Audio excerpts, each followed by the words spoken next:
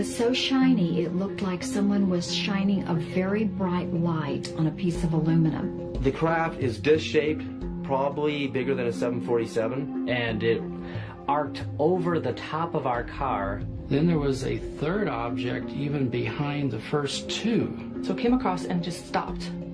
It went back the direction it came from. This light went like this.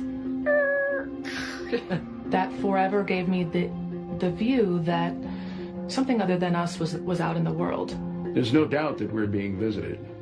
There is no doubt. They are definitely here.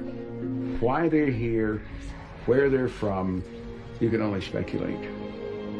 More than 80 million Americans believe that the Earth has been visited by extraterrestrials, visitors from outer space. And after a count of about 4 seconds, gone. We're probably missing. More than 40 million Americans say they have seen or know someone who has seen an unidentified flying object, a UFO. Object. I have seen alien vehicles on 8 occasions since then. And many Americans believe that they themselves have been abducted by aliens.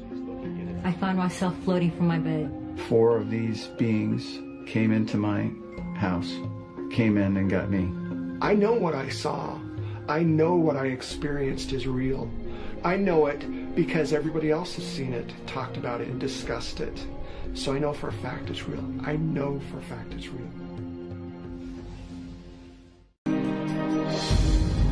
People throughout the world believe that unidentified flying objects are spacecraft guided by intelligent beings from beyond the Earth. I have no idea. I flashed the light at it. And if you are among the believers, you have probably spent at least a few late nights listening to the program broadcast from this desert compound. Coast to Coast with Art Bell is the place to talk about UFOs, or ufology, as many of his listeners call it. West of the Rockies, you're on the air. Hi. Hey, Art. This is Matt in Colorado. Hey, Matt. Hey, got a sighting for you that happened last summer. Oh? He was huge, a cigar-shaped. The common cause of ufology is to finally determine what in the hell is flying in our skies. It hurt your eyes, so I turned away. When I looked back, it's gone. I think that Coast to Coast AM is the main conduit for ufology information. And over my phone lines have come the most informed ufologists, the best scientists, and some of the craziest people you'll ever meet. And it was moving very slowly with the cloud cover. It definitely overflew New York City. And I never heard about a triangular UFO until I looked it up and I found that you had seen one. Yep. And I Coast to Coast began as actually a political show, kind of like everybody else's political show that radio is infested with. And one day I got sick of doing the same damn thing over and over again, same politics over and over. And I began to sort of inject a little, well, a different kind of programming, you know, aliens and... 3 points of light. The weird thing about them was... Coast to Coast became the 4th most popular program on American radio. It was really weird. Like they were doing a dance? Yeah, exactly. And they went over the rooftop. I think we're fascinated with the whole concept of alien intelligence because it would be so strange if we were all alone. Imagine for a moment how it would feel if we were all alone, if there was no other life, intelligent life, anywhere in all that you see out there. Art Bell and his wife Ramona say they encountered something from out there in 1994. We were on the way home from Las Vegas, about a half mile from where we're standing at the moment. I just happened to look out the rear view mirror and just saw something coming up from behind us. And it looked like it wasn't normal. And I kept saying, what the hell is that? And this thing floated above our heads, doing about 30 miles an hour. That's a good word, float. Yeah. Floated, yeah, it floated. Or had to have been defying gravity, or it was a lighter than aircraft. I don't know. But it was triangular, it was monstrous. The moon and the stars went away, and there it was above us. And we stood and watched it go across the valley and head toward the mountains.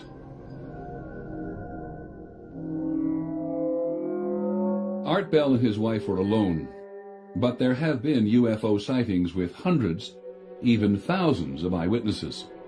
Phoenix, Arizona, March the 13th, 1997. There were some incredible sightings over Phoenix called the Phoenix Lights, and they occurred while I was doing my program. I took call after call after call of people in Phoenix saying, "Oh my God, what's flying over our city?" At 8:30 p.m. that night, hundreds of people reported seeing a mysterious flying something. Security guard Bob Nelson was sitting on his porch with his dog. All at once, these 6 or 7 lights came across the top of the hill, and it was moving very slow. And then I went in and jokingly said to my wife, "We got a UFO coming over." She just couldn't believe what she seen. And then, of course, she didn't know what she seen. Sue Watson and her children, Brian, Aaron, and Kevin, were in their front yard. We saw this incredible sized vehicle. There were 5 huge lights in the very front of it, and it was in a boomerang shape. I'm only a mile and a half from that mountain, the top of that mountain. That vehicle spent 5 to 6 minutes hovering from that mountain to my house. I don't know anything that can go that slow. It was absolutely silent, just completely gliding, just like part of the sky, just a big, big, big platform, just flying with lights in front of it. I could see it was covering stars, so I knew it was something solid. Sheriff's Deputy Thomas Chavez was in his squad car. I was sitting here facing to the east, watching the intersection, and on one of the times when I glanced up for my paperwork, that's when I saw the strange set of lights.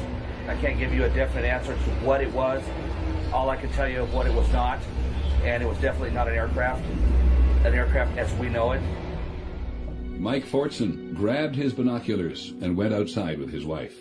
As it passed in front of us, all we could see was the left wing of the craft itself. That's how low it was. We didn't go fetch a camera. We didn't do anything but sit there and watch it. You actually tell yourself not to blink because you might miss something. I mean, that's how intense it was. It gives me goosebumps when I talk about it. At 10 p.m. that night, thousands of other people reported seeing another series of lights in the sky. What I'm looking at here is a light on South Mountain. Mike Christen videotaped the event from his house on Moon Mountain. When I saw the one light, it was one thing. I was just photographing the one light, and then all of a sudden another one popped up in a different direction. So then I trained the camera on that light, and then another one popped up, and before you know it, this whole thing is starting to happen in front of my eyes, and I'm going, wait, this is something. All right, you tell me what it is.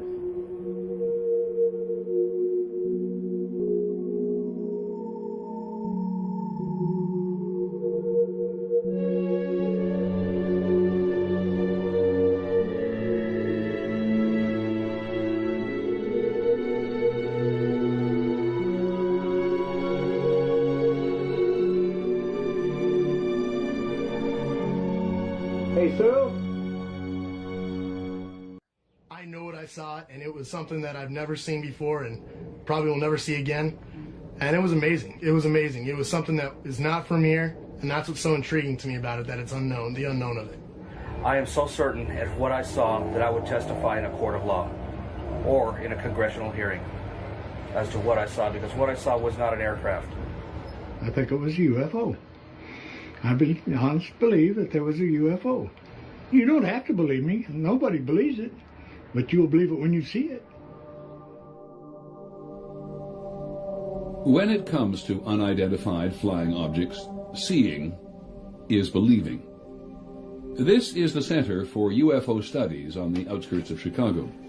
There are files here from thousands of witnesses who report seeing UFOs, and the records go back for decades. The best way to become a believer in UFOs is to have a sighting. If you encounter it directly, you're likely to believe in it because you encountered it. Intellectual arguments don't always work as well with people, understandably. You know, I saw a UFO, so you should believe in it, or look at all these other people that saw it, so you should believe in it. It's always the personal that's going to lead to a belief that the subject is real, and that's true for scientists, for ufologists, and for members of the general public. Dr. Mark Rodiger has been researching the UFO phenomenon since 1974. One conjecture is that many reports, or at least a good fraction of reports these days, are caused by secret aircraft. It turns out that it's actually pretty easy to distinguish between sightings that might be secret aircraft and sightings that are probably not that. When you get a UFO sighting where the object behaves in a way that defies conventional physics, defies the way that an airplane would move, and when you can see the object, it's not just a point of light, but there is some size there, some actual shape you can see, and that thing isn't shaped like an airplane, well, then it's not a secret aircraft. It's whatever it is, it's just something totally bizarre and strange. An example of that would be a sighting that occurred in January of 2000 near St. Louis on the Illinois side of the river. This huge triangular object was moving fairly low to the ground, kind of zipping around the area. It's not Venus or Mars or whatever object was up at the time. It's not another aircraft that was up at the time. When we come back, the story of the first flying saucers.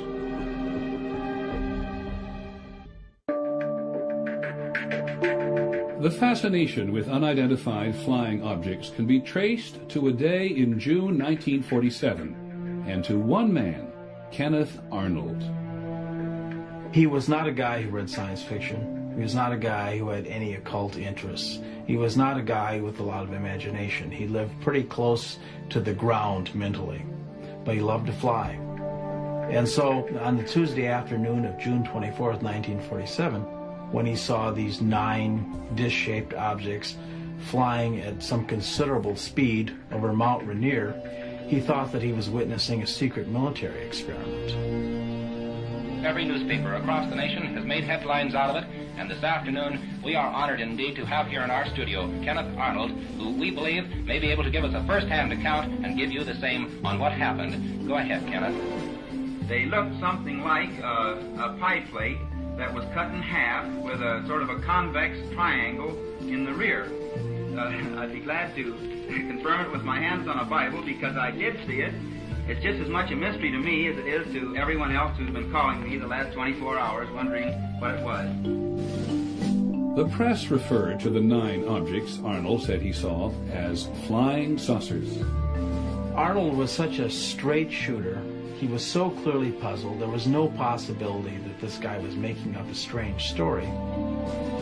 Arnold's sighting just seemed to catalyze everything. All of a sudden, there was this presence of something unidentified in the sky that couldn't be ignored. And in the next 2 or 3 weeks, there were many hundreds of sightings.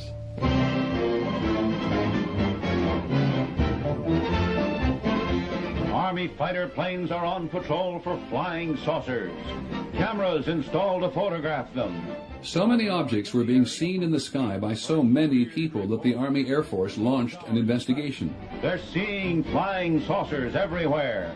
And on September the 23rd, 1947, General Nathan Twining issued a memo that said quite categorically, the phenomenon reported is something real and not visionary or fictitious. When it appeared that technological devices of some kind were penetrating American airspace, and we didn't know what they were and had no idea what to do about them, this was obviously a national security problem. It was the beginning of the Cold War, and what Americans feared most was being attacked by the Soviet Union. We didn't know what they might have flying. And so those concerns by the government, legitimate concerns by the government for our security, led eventually to them establishing a full-time office to investigate UFOs. The Air Force investigators quickly came to realize that they were not dealing with Soviet aircraft. Nothing man-made performed like flying saucers. They started thinking, well, if the Soviets aren't doing this, there's really no thing on Earth that can be doing this. And then on July the 24th, 1948, 2 experienced commercial pilots, Clarence Childs and John Whitehead, were flying at night over Alabama when they encountered what they described as a cigar-shaped object, perhaps 100 feet long, flying faster than any aircraft they had ever seen. It had, they said, 2 rows of windows and they could see lights inside, and orange-red flames shooting out of the tail. Air Force investigators couldn't explain it. It could not possibly fly unless it had an engine in it that was beyond anything anybody on Earth could make. And this, in a sense, was their proof that they were dealing with the extraterrestrial technology. The Air Force investigators trusted the testimony of these experienced pilots and were forced to consider the incredible. Since 1948, there have been thousands of sightings by commercial and military flight crews. March the 12th, 1977. I was flying a trip from San Francisco to Boston, non-stop in a DC-10. It was an Airbus 320, and we had 24 passengers on board with very good condition. We were at 39,000 feet. We were just north of Dallas-Fort Worth. It was a beautiful, clear night. Out of nowhere, some lights appeared, looking over to the left of me, just to the north of me. I noticed a red light of some kind to the far, the distance off our port side, our right side. And Larry says, well, keep an eye on it. He says, well, now it's coming at us. So. And they began a turn from pointing directly at us in an echelon sort of a turn away. It was not a plane, it was not a weather balloon. It was huge, absolutely huge. It was dark red color. And so this object began to become transparent and it disappeared. It was absolutely crazy. Crazy. It just was gliding through the sky so quietly, and as it did so, it blotted out the stars behind it. It just reminded me of a submarine in the depths when it's quiet and just kind of motoring right on through, you know. There were no wings, there were no windows, and it was cigar-shaped. I saw what I saw, and this thing was not from here. I watched this big, gigantic light go out behind our left wingtip, and then as the turn progressed, it disappeared in the distance off to the back at a very high rate of speed. I've flown all the jets. I flew in the war. I flew B-17s in the war. Everything. I've got over 30,000 hours of flight time and never had a sighting as that one. So it was once in a lifetime. In the fall of 1948, Air Force investigators were convinced by the testimony of pilots. In a remarkable top-secret report to General Hoyt Vandenberg, the Air Force's Chief of Staff, the investigators said the Earth was being visited by alien spaceships. They took it so seriously that they risked their own careers by writing an estimate of the situation that they sent on to higher headquarters and said that some of these UFOs could be extraterrestrial, which of course was not received well by the Pentagon. Hoyt Vandenberg looked at this thing and he said, I cannot accept this. I cannot accept this kind of conclusion because you don't have concrete proof that that's what kind of a device we're dealing with. The eyewitness accounts from experienced pilots were not enough for the general. The Air Force wanted the flying saucer phenomena to go away, but the popular fascination with mysterious flying objects was growing.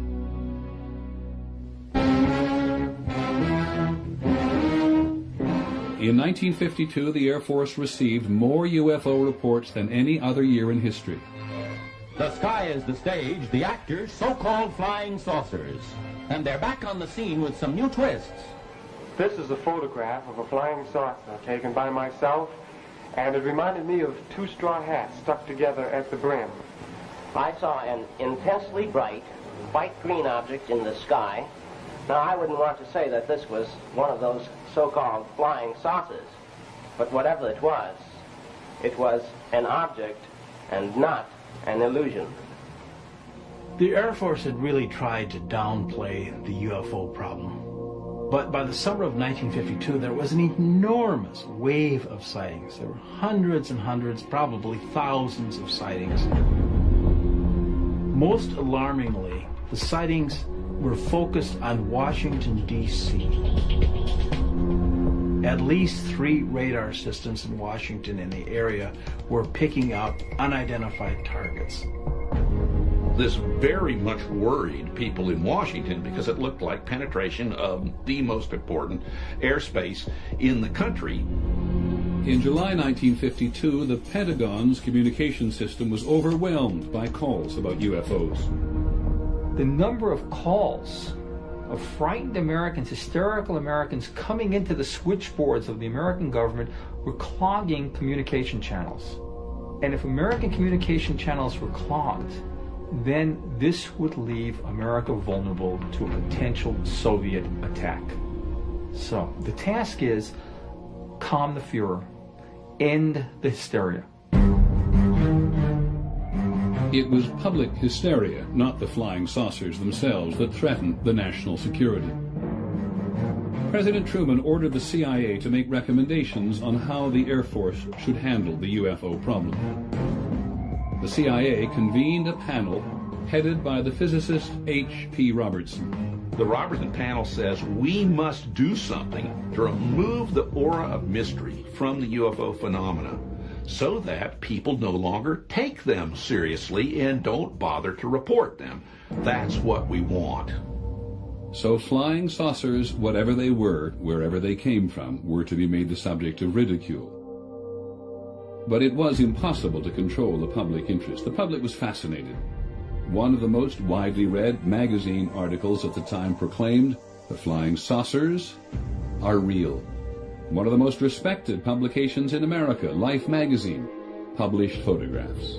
Just a minute, ladies and gentlemen. I think something is happening. And then came the movies. The day the Earth stood still. This could be the beginning of the end for the human race. The War of the Worlds. The meteors, or the often ridiculed flying saucers, are in reality the flaming vanguard of the invasion from Mars. Flying saucers have invaded our planet. Washington, London, Paris... Earth versus the flying saucers. The whole world is under attack. Can it survive? The government simply could not control the public's appetite for a phenomenon so intriguing. They're pulling us up. When we come back, the Air Force tries to explain the unexplainable. Prisoners hurtling through endless space. During the 1950s and 60s, Project Blue Book, based at Wright-Patterson Air Force Base in Ohio, investigated hundreds of UFO reports every year. They came from every part of the country, from people in every walk of life. Night sightings, day sightings, sightings of mysterious lights, structured craft. The reports came to Blue Book seeking answers to what it was in America's skies. Blue Book was overwhelmed by the volume of reports. Americans were told again and again, we have a crack unit of individuals, scientifically trained people studying this phenomenon. That wasn't the case. There wasn't a massive institute where Blue Book had a staff of white-coated lab technicians. There was a guy at a desk and a secretary and a private or someone there, typing stuff. It was a very, very small project. Colonel Robert Friend was the director of Project Blue Book from 1958 to 1963. We wanted to explain as many sightings as possible, but we recognized that the amount of resources that would have been necessary in order to do this would have been far beyond those that we were ready to commit at the time. Blue Book was never intended to become a serious, full-scale scientific inquiry. The Air Force had another mission for its UFO office. Blue Book was tasked with a public relations mission, and that mission was denounce the UFOs, dismiss the UFOs, debunk the UFOs, and anybody who believes in them. Just come up with answers and get this UFO thing out of the newspapers. The best way to keep UFOs out of the newspapers and therefore out of the public mind was to say repeatedly that they were nothing more than weather balloons or rare atmospheric conditions, a star on the horizon, whatever it took. What they wanted to try to do was, I think, to re-educate the public regarding UFOs, to take away the aura of mystery. And that job was most often left to Blue Book's one civilian scientist, Ohio State astronomer Dr. J. Allen Hynek. To this time, there is no proof that I would consider valid scientific proof that we have been visited by spaceships. There was not one sound. I listened. There was not a sound. Between 1948 and 1969, Dr. Hynek was Project Blue Book's lead scientific investigator on thousands of cases. His job was to stretch his imagination to try to find explanations for every possible case he could, even if he knew it didn't make any sense. Don't you think it would be kind of unusual for a meteor to just fly across the road and hover over there a minute and then drop to the ground? The coming over wouldn't be bad. The hovering that would bother me. The longer he was in, the more cases he saw, the more he realized that he couldn't explain the cases, and there was a genuine mystery involved here. In the middle of the Cold War, across remote stretches of the northern United States, the Air Force kept ballistic missiles and B-52 bombers on constant alert. On the night of October the 24th, 1968, at Minot Air Force Base in Minot, North Dakota, Airman First Class Mike O'Connor was dispatched to make a routine repair at one of the missile sites. We made our turn to come down the road to the missile site, and out of the corner of my eye I observed what I thought was a farmer's yard light, but it looked awful bright. As we proceeded down the road, the object appeared to lift off the ground and parallel us down the road until we came to the missile site, at which point we got out of the truck and it just kind of hovered there. Staff Sergeant Bill Smith was in charge of security for 10 nuclear missiles. That night he reported seeing strange objects. These objects would rise, they would speed up, they would slow it down, they would hover, they would dart very quickly one way or the other. We were just not really sure that these were things that we could explain. The Minot control tower diverted a B-52 to investigate. Captain Brad Runyon was the B-52's co-pilot. The air traffic controller asked us if we would mind going out to this one area and looking for something. I was curious, and I said, well, what are we looking for? And they said, well, you'll know it if you find it. The navigator on the B-52, Captain Patrick McCaslin, suddenly identified an object on his radar screen. I saw a return, faint one sweep, bright the next, large, off our right wing, 3 o'clock, at about 3 miles. And at that point, I asked the radar navigator to turn on the camera, which would then take pictures of whatever was on the radar screen. These pictures of the radar screen show the object flying in formation with the B-52. This thing was climbing out with us and maintaining the same heading we were. That was unusual. But what really watered my eyes when this thing backed away and allowed us to turn inside of it. When the object suddenly disappeared from the radar, the bomber turned back to find it. Co-pilot Runyon was the first to spot what appeared to be a glowing craft hovering near the ground. When things like that are happening, it seems like time just stands still. My estimate, overall object was a minimum of 200 feet in diameter, and it was hundreds of feet long. It had a metallic cylinder attached to another section that was shaped like a crescent moon. I felt that this crescent moon part was probably the command center. I tried to look inside the thing, but all I could see was a yellow glow. At that point, I was fairly sure that I was looking at an alien spaceship, something that had come here from some other planet other than Earth. Co-pilot Runyon and the other crew members of the B-52 reported their sighting when they returned to the base. According to Blue Book's investigation, the crew of the B-52 and 16 witnesses on the ground said they saw a UFO that night. In its final report, Blue Book concluded that they were all seeing stars. None of those pilots saw a star. I know those pilots. I know what their training was. I know how many stars they'd seen in the course of their careers, and they were not looking at a star. It bothers me that Blue Book blew it off. I don't think this incident has ever been adequately explained.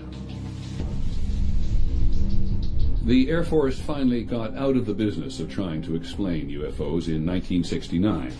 It closed down Project Blue Book after an independent commission concluded that UFOs were of no scientific interest. There was one loud dissenting voice: Blue Book's once skeptical chief scientist, Allen Hynek. After more than 20 years and more than 12,000 UFO investigations, Dr. Hynek had become a believer. In Blue Book, for instance, we would get reports from military pilots, and that was particularly embarrassing to the Air Force because after they had trained those men, and they couldn't very well, they could say that a civilian pilot might have been untrustworthy, but they could hardly say that to of their own military pilots, and we got case after case after case from military pilots which never hit the press. The difference between Allen Hynek and the people he worked with in Blue Book was this. He was a scientist and they weren't. And he never forgot that he was a scientist. The Air Force paid his checks and paid him well. But they couldn't quell his scientific curiosity. And it was his scientific curiosity that finally won out. And that will, I think, probably at some point in the future history of science, will earn Allen Hynek a reputation as a courageous and principled man. Dr. Hynek spent the rest of his life investigating sightings and calling for a serious scientific inquiry into the UFO phenomenon. Most of his fellow scientists rejected his opinions.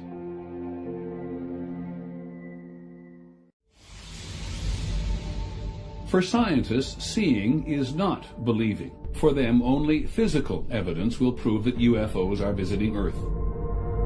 They do believe that life exists beyond Earth, and they have spent decades searching for the first piece of evidence.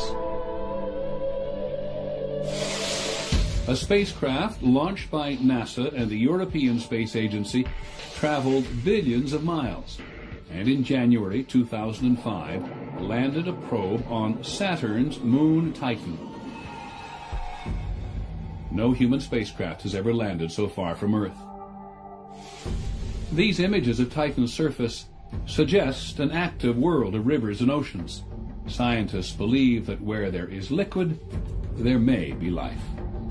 If we look for life in our backyard, our cosmic backyard, if we look there and find life, imagine what that tells us. That some other random place that happens to be a nearby planet has life just the way we do. Then there's no telling how rich the entire universe is with life. There is still no evidence that the universe is rich with life, but mainstream scientists think there has got to be life. There's more than 100 billion stars in our Milky Way galaxy alone. And there's more than 50 or 100 billion galaxies in the universe. You multiply these two numbers, that's a 1 with 21 zeros worth of stars in the cosmos. To suggest that we're alone is inexcusably egocentric. Somewhere among the billions of stars in our galaxy, or in the billions of other galaxies in the universe, scientists believe there must be other planets, just like Earth, where life exists. What created Earth and man must have created life somewhere else, they say, in the vastness of space. Somewhere there must be another developed civilization trying to reach us. Dr. Frank Drake has been listening for 45 years. In 1960, in Green Bank, West Virginia, Dr. Drake first pointed a radio telescope at a nearby star to listen for a signal.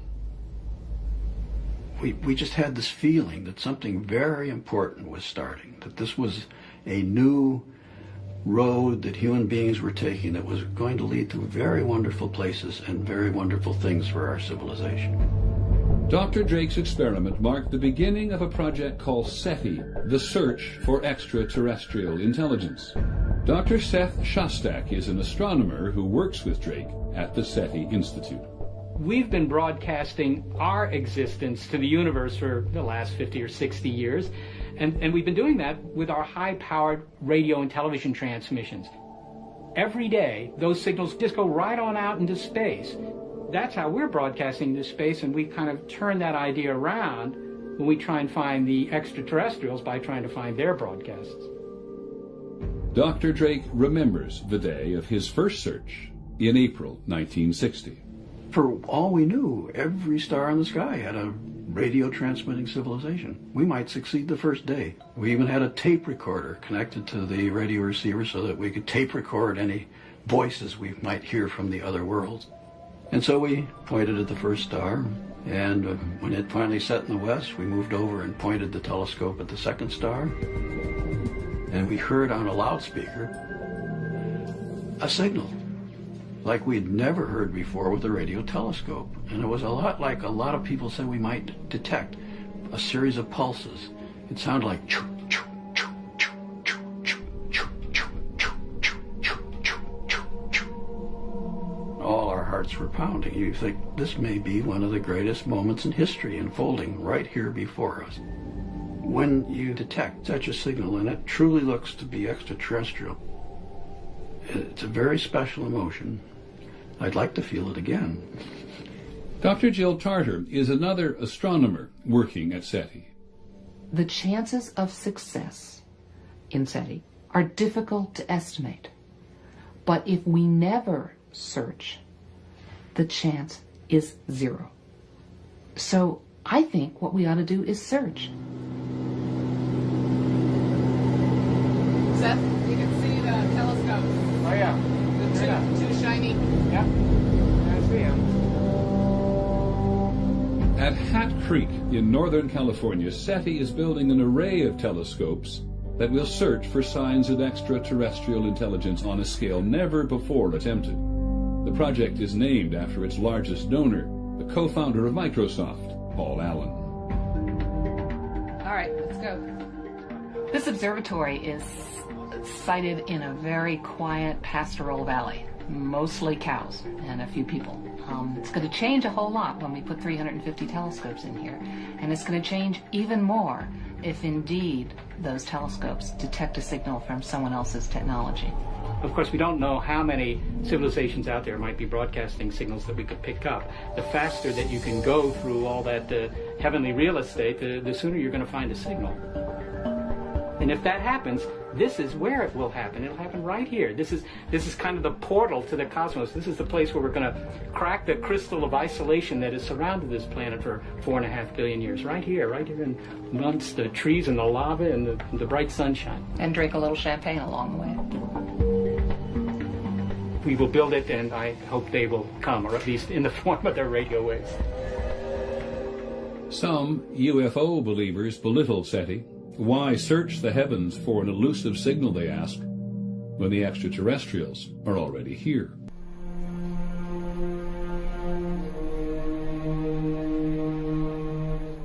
For many of those who believe that the Earth has been visited by extraterrestrial spacecraft, this remote New Mexico ranch is hallowed ground. The story goes that it was here in the summer of 1947 that one of the greatest discoveries in human history was made. The holy grail of ufology, concrete evidence proving the existence of alien life. Major Jesse Marcel, the intelligence officer at the Army Air Base in Roswell, receives a telephone call. The call is to go to the ranch of Mac Brazel and investigate some material that Brazel has found on his land. Marcel goes to the ranch and brings back a load of debris. And this stuff was extraordinary. Jesse Marcel was absolutely convinced what he found was extraterrestrial, that the debris was nothing of this Earth. Marcel loaded up his car with the strange wreckage and drove the 75 miles to Roswell. He stopped at his home to show his wife and 11-year-old son Jesse Jr. what he had found. Woke my mother and myself up saying, I want you to look at this. I mean, I can remember it just like it happened yesterday. the type of material that was there. The most curious part of the debris that I saw were the I-beams, the structural members with pinkish violet writing along the inside surface. It's more like geometric symbols. It was very impressive. When you see something that impressive, even as an 11-year-old, it stays with you. Jesse Marcel Sr. took the debris to the Army Air Force Base at Roswell early in the morning of July the 8th. And by noon, the base commander, Colonel William Blanchard, authorized a press release proclaiming that what Marcel had found was the remains of a flying saucer. Headline edition, July 8, 1947. The Army Air Forces has announced that a flying disc has been found and is now in the possession of the Army. Army officers say the missile has been inspected at Roswell, New Mexico, and sent to Wright Field, Ohio, for further inspection. There was tremendous public excitement. I mean, the newspaper archives from that time, it was just all over the place. I mean, it was national news. It was a big deal. And people were very excited and very frightened and everything else. For one moment in history, Roswell, New Mexico could claim to be the only place on Earth where evidence existed that this planet was being visited by alien spacecraft. It was a short moment. The next day, there was a press conference organized by General Roger Ramey. And Roger Ramey says, "We did not recover a flying saucer. This is no flying disc. What we recovered was a weather balloon." The papers reported General Ramey empties Roswell saucer. The Army Air Force reduced Marcel's discovery to nothing more than a harmless, high-altitude weather balloon. The public accepted it. This was immediately in the wake of World War II, and I think most people basically trusted the government. And so, they had no doubt that this was genuine, and this was true of the press as well. There was very little skepticism about it, and it just kind of went away. For 30 years, no one paid any attention to the events at Roswell. Jesse Marcel's story of a flying saucer that crashed might still be forgotten, were it not for a ufologist named Stanton Friedman. I got involved in 1978. I was at a television station in Baton Rouge, Louisiana. The station manager, out of the blue, he says, the guy you ought to talk to is Jesse Marcel. He handled the wreckage of one of those saucers you were interested in when he was in the military. What? Stanton Friedman found Jesse Marcel. He was retired from the military and was a television repairman in Houma, Louisiana. Marcel had a story to tell. What I saw, I couldn't believe there was so much of it. It was scattered over such a vast area. We found a piece of metal about a 1.5 to 2 feet wide. You couldn't even bend it, you couldn't dent it. Even with a sledgehammer would bounce off it. So it was not anything from this earth that I'm quite sure of. My dad finally came to the conclusion that this is a story that should not be contained or buried. He felt it was time that people know the truth about this. But what is the truth? The wreckage hadn't been seen since 1947, so there was no way to prove Jesse Marcel's claims, which never stopped Stanton Friedman and his fellow Roswell promoters. The first Roswell book appeared in 1980. It said that what crashed was a flying saucer. It said there was no evidence because the government was hiding it somewhere. The government was engaged in a massive cover-up.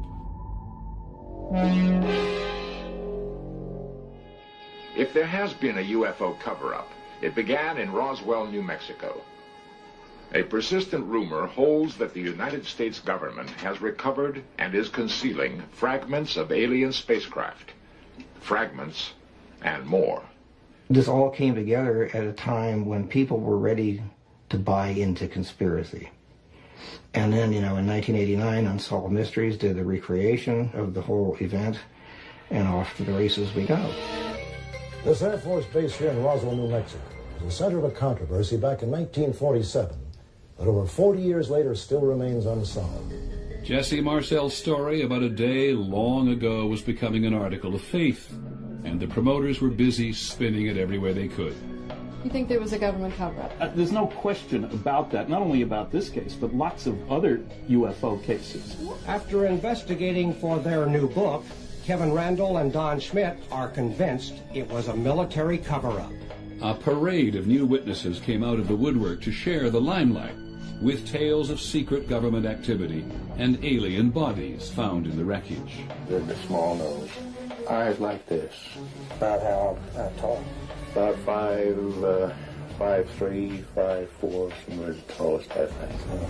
Are you saying that extraterrestrials were found in Roswell? Yes. Dead? Dead extraterrestrials were found. In 1995, Fox Television broadcast what they promoted as recently discovered film of an alien autopsy performed at Roswell. It was seen by more than 20 million viewers. All right, I want to show you something. And then came the X-Files. This is a photo of a UFO that reportedly crashed in Roswell, New Mexico in 1947. Jesse Marcel's unproven story was now primetime mythology. In Roswell, they captured aliens from the spacecraft wreckage. They salvaged various alien technology from them, and from their databanks, they learned of the alien plan to recolonize the Earth. Decades after something fell from the sky outside Roswell, this remote New Mexico town had hit the jackpot. It didn't matter that there wasn't a shred of evidence to support the claim that a flying saucer crashed here. It didn't matter that there were no credible witnesses to alien bodies. On the 50th anniversary of the alleged crash, 65% of Americans told a Time magazine CNN poll that they believed the story. They're in my room. They're in the room. The two are on my left. Two on the left? Yeah, they're with me again. They're on my left. They're there. Bud Hopkins is an artist who spent the last 25 years exploring his belief that aliens are among us and have been abducting people. And what do they look like? 4 foot tall, 4.5 foot tall. Hopkins records story after story of people being taken onto spaceships and then returned to Earth with their memory clouded or erased. I can't even move. I can't even move. I'm trying to. As I've been working with abductees over the years, hundreds and hundreds and hundreds, there seems to be no doubt that this has been going on for decades. Maybe not at the rate that it has been lately, but that nobody knew who to report this to, and most people feel that it's just impossible that this could have happened to them. It is Hopkins who has convinced a large part of the UFO community that the phenomenon of abduction is real. I've been collecting drawings, sketches people have made of what they remember inside craft, and especially the faces of the aliens. I've been doing this for years and years, since actually starting probably 1975. Of course, the enormous cranium is the big feature. The mouth is very negligible, tiny, a slit.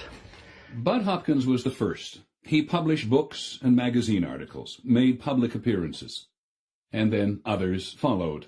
Abduction is now a common theme in movies and television. According to a Roper poll in 2002, 1 in 5 Americans believe that abductions have taken place. For the so-called abductees, the memories of what they say they have experienced are deeply traumatic. Most of the abduction experiences that I've had have been from my bed in the middle of the night. This is not all, however, the great majority. I'll be in bed and I will somehow sense fear. I'll sense something in the room, and at some point I can't move. I couldn't move my head left or right, but I could kind of look down at the foot of the bed, and I saw people standing at the foot of my bed. I see these eyes are just looking right through me. And then I don't remember anything. I woke up the following morning.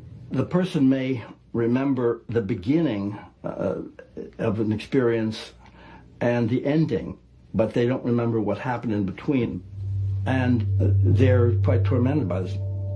They come to me and we proceed with the investigation. In most cases, Hopkins uses hypnosis in what he says is a way to connect the person to memories that have allegedly been repressed. Just feeling comfortable. relaxed. Hypnosis has been extremely useful. When the person is physically relaxed, some of the static can be cleared away and the person has a clear recollection of what happened. You're in bed. 1, this is a long time ago, we're just going to see what it was. 2, right on the edge. 3. He's looking at me very closely. I'm saying he, but I don't know, it feels like a he. One of the things, of course, that caught my attention from the very beginning was the similarity of these cases and the details that were coming up over and over again. Through hypnotic regression, I came to realize that there was a spaceship maybe 100 feet in the air off to the left of front of my house, and an alien came in, was next to my bed. It put its hand out, and I put my hand out. Sort of a chalky skin,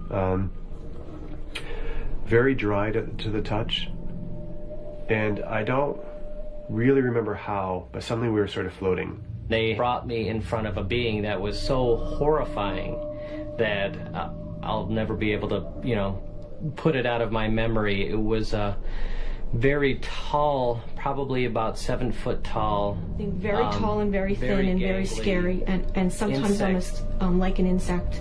Very frightening to me. And I found myself in this room, and I was lying on this stretcher, and this being, I don't even know how to say this, he started to put my legs apart. They put like a jock strap on you of some sort with a tube attached to it, and it runs through a machine, and they somehow extract sperm. I don't know how they do it. And this female brought a baby, and she sort of handed him to me. And I instantly said, this baby is mine. I know he's mine. She pulled the baby away from me and said, no, this baby is ours. So 5, you're starting to wake up. 4, waking up. 3, almost awake. 2, 1, fully awake. I'm glad we did that. Yeah. We didn't know those things. Yeah. Bud has been looking at it for a long time, and I very much like his understanding of it and how he helps people. What I remember is definitely real. It was very real to me. It's real. These people were moved and terrified and touched by their memories and what they believe happened to them, and that's why they believe. I think if I had recovered a memory like that, I'd have a hard time disbelieving it too. If this is real, it has to do with every single one of us, and we need to know more. I mean, there needs to be more questions asked, more. It's important. Because there is life in the universe, and we're babies, literally.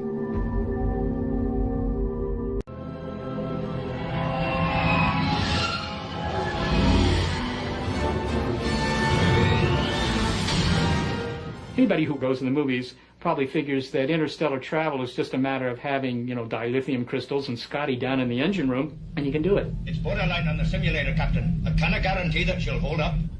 Warp drive, Mr. Scott. I don't mean to say that it's impossible to do it. I mean, it doesn't violate the laws of physics to go from one star system to another. But one shouldn't underestimate the difficulty of doing it simply because we see it done every night on television. To seek out new life and new civilizations. To boldly go where no one has gone before. It's more than just a technological problem. It's more than just building a better rocket. The distances are so vast. The energy requirements are so extreme. It would be very, very difficult to travel between. Some people slam the door on the question of other civilizations visiting the Earth because distances are so far away. I say, not so fast. And the final death of the universe. Dr. Michio Kaku is one of the leading theoretical physicists in the world. He is a professor at the City University of New York. Because Einstein's theory, space and time is a fabric. The fundamental mistake people make when thinking about extraterrestrial intelligence is to assume that they're just like us, except a few 100 years more advanced. I say, open your mind. Open your consciousness to the possibility that they are 1,000,000 years ahead. A civilization that could harness the power of stars might be able to find a shortcut through space and time. Einstein said you cannot go faster than the speed of light. However, he left a loophole open. This is a wormhole. You know, in school we learned that a straight line is the shortest distance between 2 points. But actually that's not true. You see, if you fold the sheet of paper and punch a hole through it, you begin to realize that a wormhole is the shortest distance between 2 points. Only those civilizations, millions of years ahead of ours, capable of harnessing the power of billions of star systems, have the ability perhaps to open gateways through space and time, to travel through portals, to go these enormous distances in a blink of an eye. A way, perhaps, for an alien vehicle to bridge the vastness of space. You simply cannot dismiss the possibility that some of these UFO sightings are actually sightings from some object created by an advanced civilization. A civilization far out in space, a civilization perhaps millions of years ahead of us in technology. You simply cannot discount that possibility. I have no idea where it was from. I just know that it was one unidentified, and it was certainly flying. It was a UFO, for sure. My God, what did we just see? But we saw it, and when you see something of that sort, your life is never, ever the same. I mean, it is like it just happened yesterday. I believe that the object that I saw was extraterrestrial. You can't even sleep because you're thinking, what in the world was it? What was it? And where it came from, when it came from, we do not know. I wish we did. When you look at this handful of cases that cannot be easily dismissed, this is worthy of scientific investigation. Maybe there's nothing there. However, on that off chance that there is something there, that could literally change the course of human history. So I say, let this investigation begin. The National UFO Reporting Center is really one man, Peter Davenport, sitting alone at his desk in the corner of his living room. Davenport is the only person we met who devotes himself full-time to collecting reports and investigating UFO sightings. This is the heart of the National UFO Reporting Center. A telephone, my trusty tape recorder, spare tape recorder if I need it, reference materials with regard to aircraft, and a website. That is UFO Central, if you will, to coin a term. And as modest a facility, physically speaking, as modest as it is, we nevertheless can collect a lot of information. A lot of information from eyewitnesses to add to the already enormous record of sightings going back more than 50 years.